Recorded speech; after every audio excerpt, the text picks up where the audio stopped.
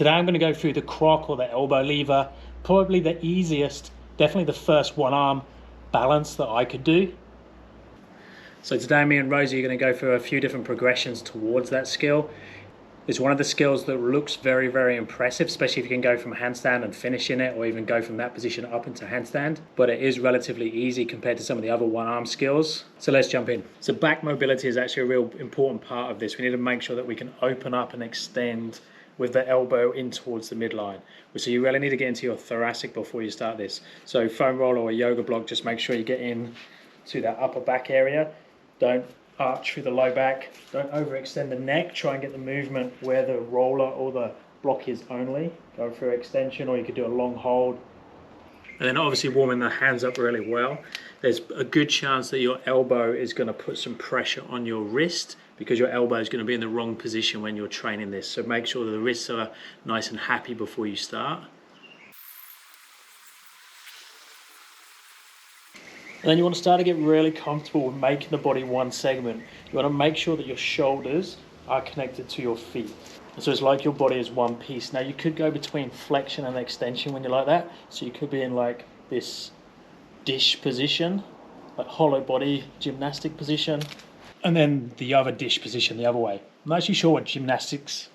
I'm not actually sure what a gymnast calls that. So we have the dish position, one position, and then they roll over and go into the dish on the other side. Still a dish, it's just the other way up. And then all I'm going to do is going to go into a push-up position. I'm going to externally rotate the hands quite a bit with this. So nearly between thumb and index finger pointing forwards on both sides.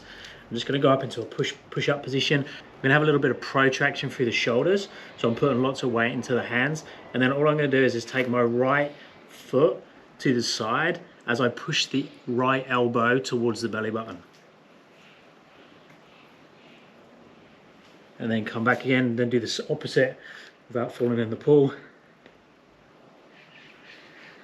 And back again. So just trying to get as close as you can, elbow to belly button, or belly button to elbow, try and meet each other.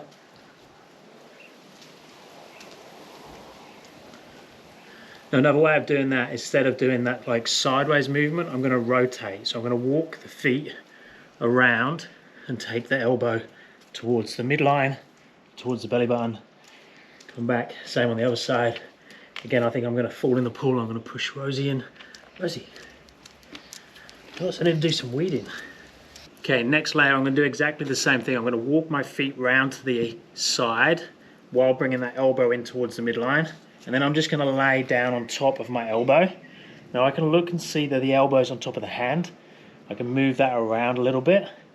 Find a point where I can put more weight into it. Now I do need to brace the abs a little bit. What you don't want to do, and this happens a lot if you're more into like a tuck position, is you'll let the elbow sink into the organs. That's not nice. You don't want to do that, and it'll make you actually go into more of a ball. That means you'll collapse over your elbow. We want to actually do the opposite. We want to brace our stomach and then allow our body to sit on top of our elbow. So it's a bit like you're going to get punched. So brace yourself before you put your weight on top of that elbow. And if the elbow is in the right place, you should feel that you can take some weight. So I'm going to walk around, take that elbow in towards the midline, take the midline towards the elbow, weight in, and I should ideally be able to lift the feet up. Now, if you watch how I'm doing that, I'm actually going into that bit of extension. So I'm trying to make the body one, but it extends up. And I'm not just extending up at the feet, I'm also extending up at the head and shoulders as well. So I come around, come into that position, extend up at the feet. See how I'm lifting the head and shoulders as well. And then when you lift the feet up, you can then do a bit of an assessment to see how you're feeling. How much weight is in this left hand? Am I leaning over and going over to there a little bit? If it is, I could try extending or twisting slightly.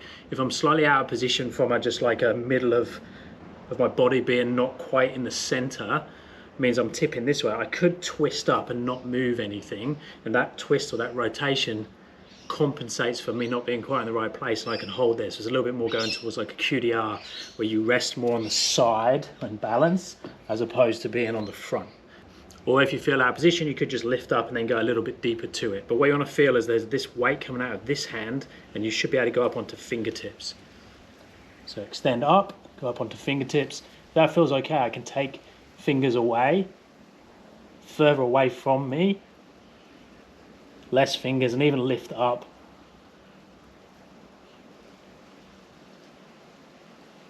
Now on the good side, because my shoulder's nice and happy, this is my strong one arm handstand hand as well. I can always hit the crock nearly every time. Even if I'm slightly out, I can compensate. On this left side, I need to make sure that I have the sweet spot. So when you're going to notice when I demo my left side, it's not going to look quite so nice, and I'm going to have to search for that position a little bit more. But exactly the same setup. Elbow towards midline, midline towards the elbow. Lift the feet, lift the shoulders and head, fingertips, fingertip out to the side. That feels okay. Lift up. There. Now most people when learning this will actually find it much easier if they can elevate their hands slightly compared to the rest of the body. That allows your feet to dip and your head to dip either side. Get into a good position and then extend up from there. So the handstand block can really help as well. So if I put the handstand block on top of the yoga block, it gives me more clearance. And the handstand block takes away some of the flexibility demand because my hands are curled around instead of needing to be extended out. And it also allows me to pull myself around a little bit. If you're very comfortable on P-bars as well, it can sometimes be a little bit easier on P-bars. You just have to be careful that you don't fall off the top of the P-bar. If you use P-bars a lot, you'll know what I mean by that. So it's much easier to get into position having the elevation of the hand. So you can see I can get that elbow in to the midline, even in this tuck position, and then I'm just going to extend out on top. So lift up, and then I can push away with the feet. If that feels okay, I can like tick-tock between the two. So I can take my feet down and my head up, and I can take my head down and my feet up. Breakdancers actually do this croc type movement with their head.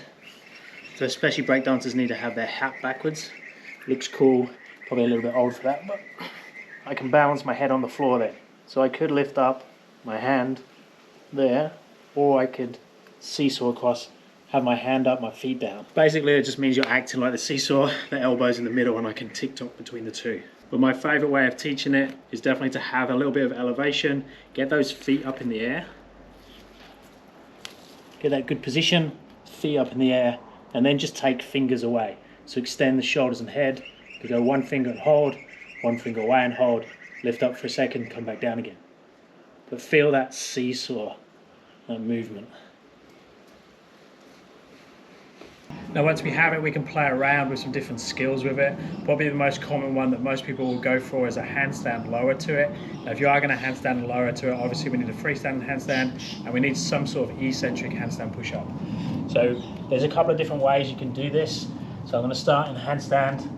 I'm going to come down towards my eccentric handstand push-up and then just move over to the side, find the position and lift the hand.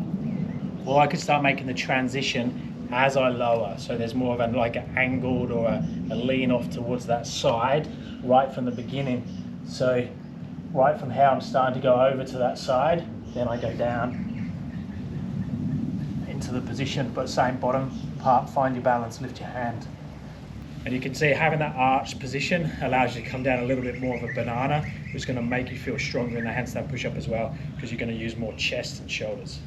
And then obviously once you have the down, you can go back up. You'll see the circus guys will do it up on stilts or canes, and they'll use a little bit of momentum. So they'll flick the head down, bring the feet up, and it'll help them get up. Now the beauty of that, yes, it's not using so much strength, but it means you save energy. So if you're up on your hands and doing an act or a routine that lasts 1, 2, 3 or 4 minutes, that means that you can use a strength movement that actually doesn't use that much strength, but you can get back up into handstand again. If you gas yourself with a slow one, I'm actually better at the slow ones than the fast ones. You can't do that many repetitions. So you could start in your croc position and then just come forward and do your normal, without the hat getting in the way, you can do your normal up into handstand. But again, obviously you need to have the up, you need to have the freestand handstand before you start tying those things together. Another cool one I like to play with is rotation. So if I rotate the hand before I go into position and then I unwind once I'm into it. So if I wind the hand up as much as I can into that position, now I go into the croc or the elbow lever position, there. Now I can unwind and come over and see Rosie. So that's a cool one to play with. It makes a cool transition to get up onto the other side.